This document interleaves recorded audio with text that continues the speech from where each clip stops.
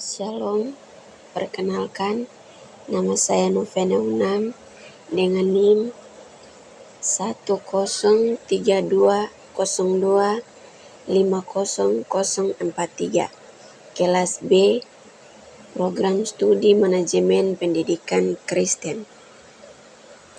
Di sini saya akan membawakan materi tentang akreditasi lembaga pendidikan. Yang pertama, kita mulai dari latar belakang. Akreditasi merupakan instrumen penting dalam menilai mutu dan kualitas lembaga pendidikan. Sejalan dengan komitmen global UNESCO melalui Deklarasi Education for All atau yang disebut dengan EFA.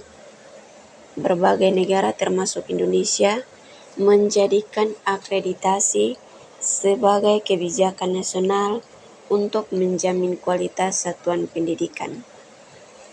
Di Indonesia, kebijakan ini berlandaskan pada Standar Nasional Pendidikan yang bertujuan memastikan setiap lembaga pendidikan memenuhi standar minimal yang telah ditetapkan. Selanjutnya kita masuk dalam pengertian akreditasi. Mungkin ada yang bertanya-tanya, apakah akreditasi itu atau apa yang dimaksud dengan akreditasi? Di sini saya akan menjelaskan, akreditasi merupakan proses evaluasi yang dilakukan berdasarkan kriteria tertentu yang mengacu pada Standar Nasional Pendidikan Tinggi. Standar tersebut mencakup aspek pendidikan, penelitian, dan pengabdian kepada masyarakat. Proses akreditasi ditujukan untuk menilai mutu tinggi maupun program studi yang berada di dalamnya. Selanjutnya, kita masuk dalam dasar hukum akreditasi. Dalam akreditasi memiliki dasar hukumnya tersendiri. Dasar hukum yang pertama adalah Undang-Undang Nomor 20 Tahun 2003 tentang Sistem Pendidikan Nasional yang menyatakan bahwa penjaminan mutu pendidikan dilakukan melalui evaluasi dan akreditasi untuk menjamin kualitas pendidikan secara nasional. Selanjutnya, dalam Undang-Undang Nomor 12 Tahun 2012 tentang Pendidikan Tinggi menegaskan bahwa akreditasi merupakan bagian dari sistem penjaminan mutu pendidikan tinggi. Akreditasi bertujuan untuk menentukan kelayakan program studi dan perguruan tinggi serta menjamin mutu pendidikan tinggi secara eksternal. Eksternal yang disebut di sini adalah istilah yang digunakan untuk menyebut sesuatu yang berasal dari luar suatu individu, organisasi, sistem, atau lingkungan tertentu. Selanjutnya kita masuk dalam tujuan dan fungsi akreditasi. Akreditasi bertujuan untuk menjamin mutu pendidikan agar sesuai dengan standar nasional yang telah ditetapkan. Melalui akreditasi, kelayakan perguruan tinggi dan program studi dapat dinilai secara objektif dan terukur. Selain itu, akreditasi juga memiliki fungsinya tersendiri, yaitu sebagai sistem penjaminan mutu eksternal yang memberikan jaminan kepada masyarakat bahwa lembaga pendidikan telah memenuhi standar minimal kualitas. Akreditasi juga berfungsi sebagai alat evaluasi dan pengendalian mutu sehingga mendorong perguruan tinggi dan program studi untuk terus melakukan perbaikan dan peningkatan kualitas secara berkelanjutan.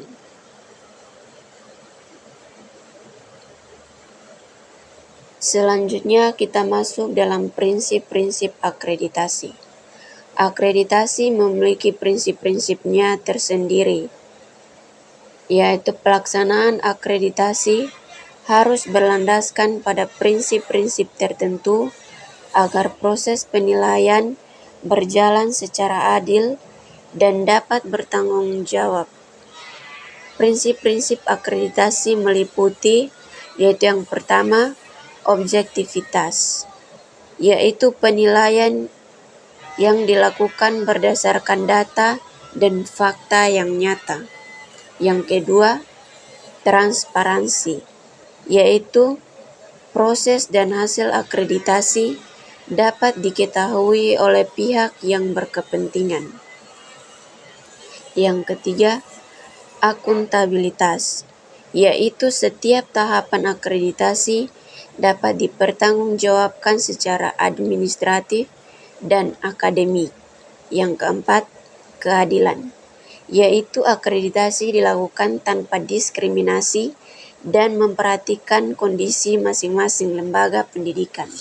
Yang kelima, berkelanjutan, yaitu akreditasi mendorong peningkatan mutu pendidikan secara terus-menerus.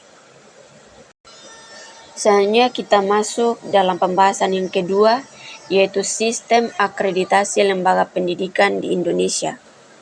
Yang pertama, dasar hukum akreditasi.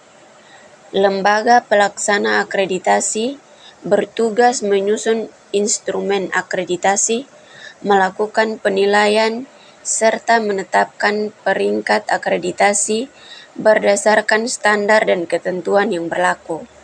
Dengan adanya lembaga akreditasi yang independen, diharapkan proses penilaian mutu pendidikan tinggi dapat berjalan secara objektif dan transparan. Pelaksanaan akreditasi pendidikan tinggi di Indonesia dilakukan oleh lembaga yang telah ditetapkan oleh pemerintah.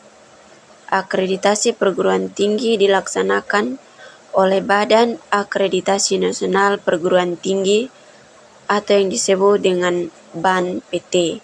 Sedangkan akreditasi program studi dilakukan oleh Lembaga Akreditasi Mandiri atau yang dikenal dengan LAM, sesuai dengan bidang keilmuan masing-masing. Apabila LAM pada bidang tertentu belum terbentuk, maka pelaksanaan akreditasi program studi tetap dilakukan oleh BAN-PT. Yang kedua, instrumen dan kriteria akreditasi. Instrumen akreditasi merupakan alat yang digunakan untuk menilai mutu perguruan tinggi dan program studi.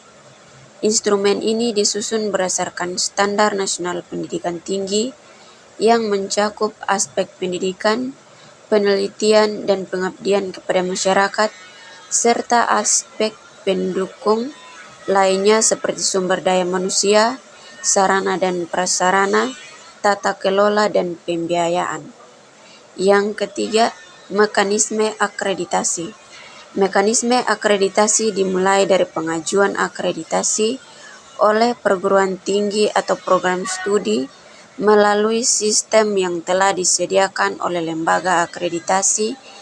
Selanjutnya, lembaga akreditasi melakukan penilaian terhadap dokumen yang diajukan yang dilanjutkan dengan asesmen lapangan untuk memverifikasi kebenaran data. Keempat, penilaian mutu pendidikan. Penilaian mutu pendidikan merupakan proses untuk mengukur tingkat pencapaian standar pendidikan yang telah ditetapkan.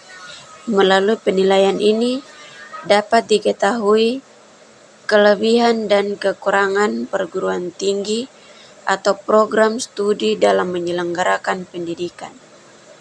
Penilaian mutu pendidikan tidak hanya berfokus pada hasil akhir, tetapi juga pada proses pelaksanaan pendidikan, termasuk kualitas pembelajaran, kinerja dosen, serta layanan akademik dan non-akademik. Selanjutnya kita masuk dalam pembahasan yang ketiga, yaitu peran akreditasi dalam manajemen pendidikan. Yang pertama, akreditasi sebagai penjaminan mutu. Akreditasi berperan sebagai sistem penjaminan mutu eksternal yang bertujuan memastikan bahwa perguruan tinggi dan program studi telah memenuhi standar nasional yang telah ditetapkan. Melalui proses akreditasi, mutu pendidikan dapat dinilai secara objektif dan terukur berdasarkan kriteria yang jelas. Yang kedua, hubungan akreditasi dan manajemen. Akreditasi memiliki hubungan yang erat dengan manajemen perguruan tinggi. Dalam proses akreditasi, manajemen lembaga dituntut untuk mengelola sumber daya manusia, sarana dan prasarana, serta sistem akademik secara efektif dan efisien. Yang ketiga, dampak akreditasi. Akreditasi memberikan dampak yang cukup besar bagi perguruan tinggi, mahasiswa, dan masyarakat. Bagi perguruan tinggi, akreditasi dapat meningkatkan kepercayaan publik dan daya saing lembaga. Bagi mahasiswa, peringkat akreditasi sering dijadikan pertimbangan dalam memilih perguruan tinggi atau program studi. Yang keempat, tantangan akreditasi. Pelaksanaan akreditasi masih menghadapi berbagai tantangan. Salah satu tantangan utama adalah kesenjangan sumber daya antar perguruan tinggi, baik dari segi pendanaan, sarana prasarana, maupun kualitas sumber daya manusia. Hal ini dapat memengaruhi kemampuan lembaga dalam memenuhi standar akreditasi. Sebagai kesimpulan dari materi ini, berdasarkan pembahasan pada bab-bab sebelumnya, dapat disimpulkan bahwa akreditasi merupakan instrumen penting dalam menjamin lembaga pendidikan, termasuk pendidikan anak usia dini atau PAUD. Akreditasi berfungsi sebagai sistem penjaminan mutu eksternal yang bertujuan menilai kelayakan lembaga pendidikan berdasarkan standar nasional yang telah ditetapkan. Demikian pembahasan dari materi ini. Sekian dan terima kasih.